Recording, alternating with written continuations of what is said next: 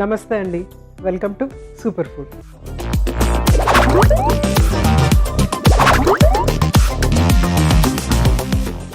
అన్నము పప్పు ఈ కాంబినేషన్ అనేది ఇంకా ఎప్పటికీ దాన్ని మనము బ్రేక్ చేయలేము.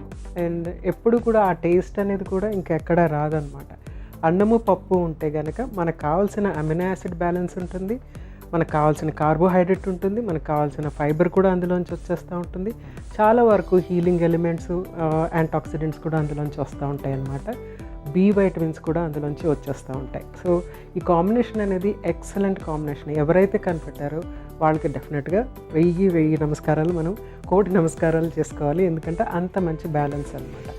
సో ఈ బ్యాలెన్స్లో మనం ఇంకా మంచిగా దాన్ని వెరైటీగా చేసుకోవటానికి, ఇంకా టేస్టీగా చేసుకోవటానికి, ఇంకా అంటే అదే తినటం బోర్ అవుతూ ఉంటుంది కాబట్టి దాన్ని ఇంకా డిఫరెంట్ వెరైటీస్గా చేసుకోవటం అనేది మనం చేస్తూ ఉంటాము. అందులో ఒక వెరైటీ ఇప్పుడు మీకు చేసి చూపించబోతున్నాను. సో మన మెరుగైన ఆరోగ్యం కోసం ఈరోజు నేను చేసి చూపించబోయే సూపర్ రెసిపీ ఏంటంటే నవరా పిట్టి.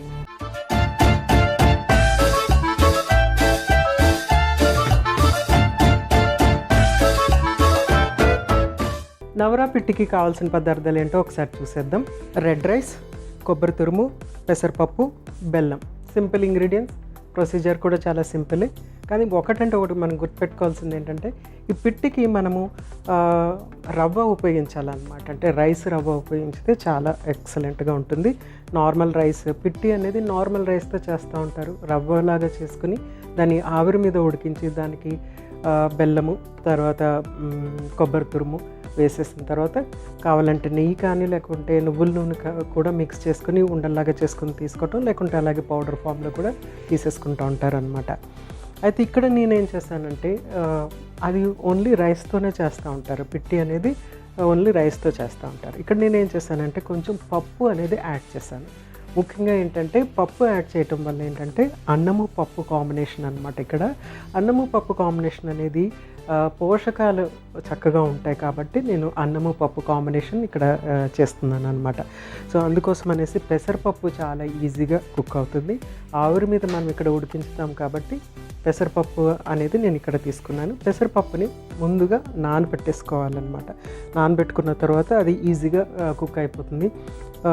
మనము జనరల్గా వినాయక చవితి టైంలో పెసరపప్పు, తర్వాత నానబెట్టిన పెసరపప్పుకి కొంచెం బెల్లం వేసి నైవేద్యంలో పెడతాం కదా, అదే విధంగా అనమాట.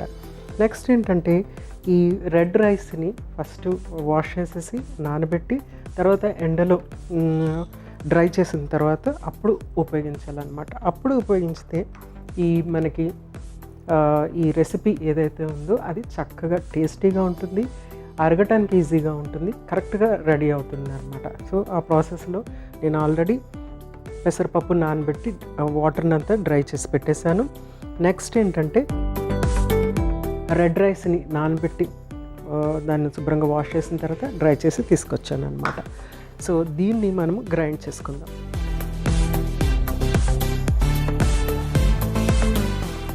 రెడ్ రైస్ని ఏంటంటే జస్ట్ బరకగా చేసేసుకుంటే సరిపోతుంది.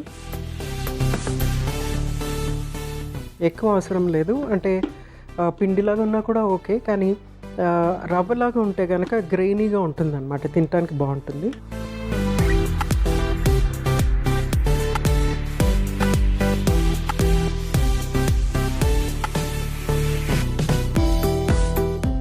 సో ఇలా గ్రెయినీగా ఇది రెడీ చేసుకున్నాం కదా. నెక్స్ట్ ఏంటంటే మనము ఒక బౌల్ తీసుకొని ఈ రైస్ ఇందులో యాడ్ చేసేసి దానికి తగినంత నానబెట్టిన పెసరపప్పు కూడా యాడ్ చేస్తున్నాను. ఫస్ట్ దీన్ని బాగా కలిపేసుకోవాలి. నెక్స్ట్ కొబ్బరి తురుము, దీన్ని కూడా చక్కగా కలిపేసుకోవాలి. నెక్స్ట్ కొంచెం అంతా వాటర్ యాడ్ చేస్తాను. అంటే మరీ ఎక్కువ ముద్దలాగా కలుపుకోకూడదు, తడి పొడిగా ఉండాలన్నమాట పిండి. అందుకని మనము ఇది కొంచెం రవ్వలాగా ఉంటే తడి పొడిలాగా ఉంటుంది, పిండిలాగా ఉంటే ఏంటంటే ముద్ద కట్టేస్తుంది అనమాట. అందుకోసమని తడి పొడిలాగా కలుపుకోవటానికి బియ్య పిండిని రవ్వలాగా చేసుకోవాలి. సో ఇలాగ తడి పొడిలాగా పొడిలాడుతూ ఉన్నట్టుగా ఉండాలన్నమాట. సో కరెక్ట్గా మిక్స్ చేసేసుకున్నాం కదా. నెక్స్ట్ ఏంటంటే మనము స్టవ్ వెలిగించేసుకుందాం ఫస్ట్.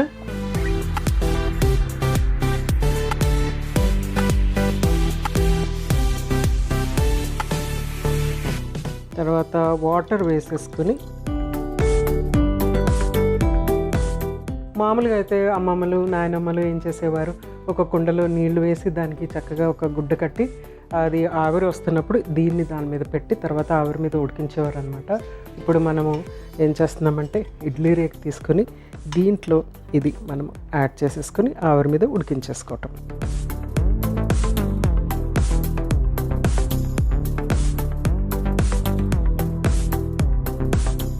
సో కరెక్ట్గా మనకి సరిపోయేటట్టుగానే వచ్చింది కొలత.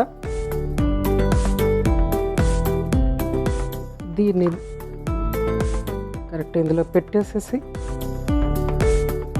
మూత పెట్టి అది ఆవిరి మీద ఉడికే వరకు ఒక 10-15 నిమిషాలు వెయిట్ చేద్దాము. ఆ తర్వాత బెల్లం కలుపుకొని సర్వ్ చేసేసుకుందాం. సో చక్కగా 15 మినిట్స్ అయిపోయింది, ఇది కుక్ అయిపోయింది.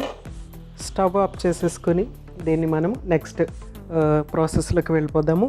సో మిక్సింగ్ బౌల్ తీసుకొని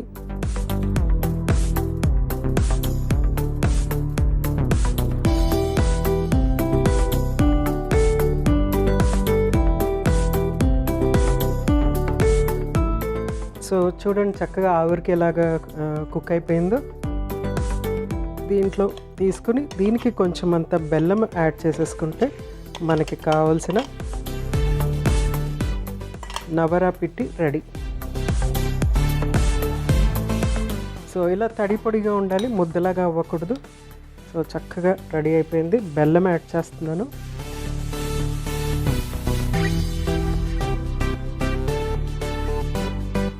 బెల్లం కూడా ఏంటంటే మనకి ఎంత కావాలో అంత యాడ్ చేసుకోవాలి. తర్వాత మీకు కావాలనుకుంటే దీంట్లో కొంచెం అంత నెయ్యి కానీ లేకుంటే నువ్వులు నూనె కానీ యాడ్ చేసుకుంటే కనుక చక్కగా ఉంటుందన్నమాట.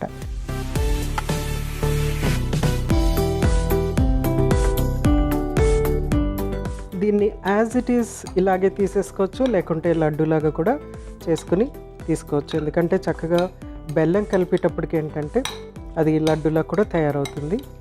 సో దీన్ని నేను ఇప్పుడు యాజ్ ఇట్ ఈస్ సర్వ్ చేసేస్తాను.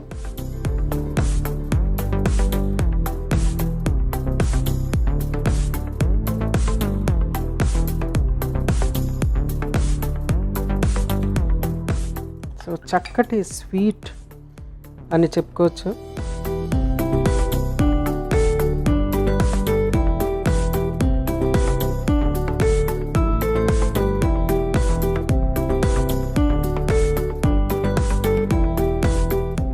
సో చూడండి ఎంత చక్కగా ఉంది, చూడటానికి చాలా ఎక్సలెంట్గా ఉంది, చాలా అప్పిటైజింగ్గా అనిపిస్తుంది. అరోమా అయితే మాత్రం చాలా బాగుంది. సో మీరు డెఫినెట్గా ట్రై చేయాలి. ఇందులో పెసరపప్పు యాడ్ చేసేటప్పటికి ఏంటంటే మనకి ఆ అమినో యాసిడ్ కాంబినేషన్ చక్కగా కుదురుతుందనమాట. అంటే అన్నము పప్పు ఇక్కడ రెడీ అయిపోయినట్టు.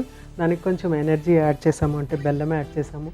కొంచెం ఇంకా ఎక్స్ట్రా ఫైబర్ ఏంటంటే కొబ్బరి తురుము కూడా యాడ్ చేసాము. అది టేస్ట్ని కూడా చాలా చక్కగా ఎన్హాన్స్ చేసేస్తుంది. అయితే ఇక్కడ మనము కావాలనుకుంటే కనుక దీనికి కొంచెము ఆల్రెడీ మీకు చెప్పాను, నువ్వుల నూనె కానీ నెయ్యి కానీ యాడ్ చేసుకుంటే కనుక ఎక్సలెంట్గా ఉంటుంది.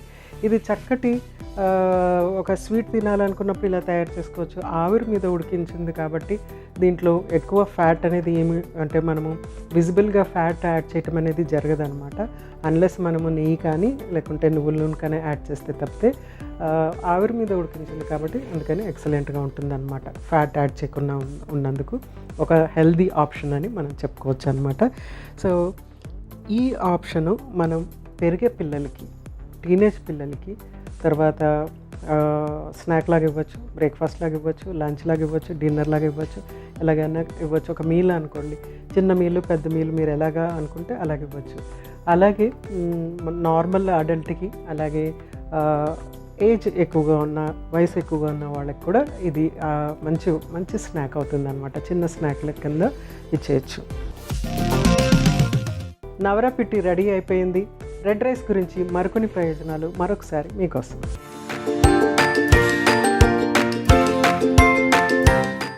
రెడ్ రైస్లో మ్యాంగనీస్తో పాటు అనేకమైనటువంటి యాంటాక్సిడెంట్స్ లభిస్తాయి. ఇవి డయాబెటీస్ ఉన్న వారికి చాలా అవసరం. ఇందులో ఫైబర్ కంటెంట్ కూడా సమృద్ధిగా లభిస్తుంది. రక్తంలోని షుగర్ లెవెల్స్ను కంట్రోల్లో ఉంచేందుకు ఇది అవసరం అని నిపుణులు చెబుతున్నారు. రెడ్ రైస్ను తీసుకునే వారిలో ఎముకలు బలంగా మారతాయి. ఇందులో ఉండే మెగ్నీషియం బోన్స్ని హెల్దీగా ఉంచేందుకు దోహదపడుతుంది. రెడ్ రైస్లో ఉన్నటువంటి కార్బోహైడ్రేట్స్ కాంప్లెక్స్గా ఉంటాయి. అలాగే ఫ్యాట్ కంటెంట్ కూడా తక్కువగానే ఉంటుంది. బరువు తగ్గాలనుకునేవారు రెడ్ రైస్ అన్నం తీసుకోవడం వల్ల బరువు తగ్గొచ్చు.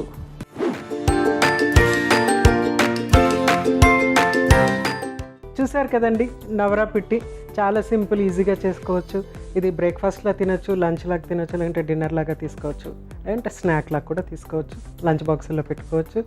ఎనీ టైం ఒక మంచి స్వీట్ తీసుకోవాలంటే ఇంతకంటే మంచి స్వీట్ డెఫినెట్గా ఉండదు. తప్పనిసరిగా ట్రై చేసేయండి. రేపు ఇంకొక చక్కటి సూపర్ రెసిపీతో మీ ముందుంటాను. అంతవరకు మీ జానకి. నమస్తే.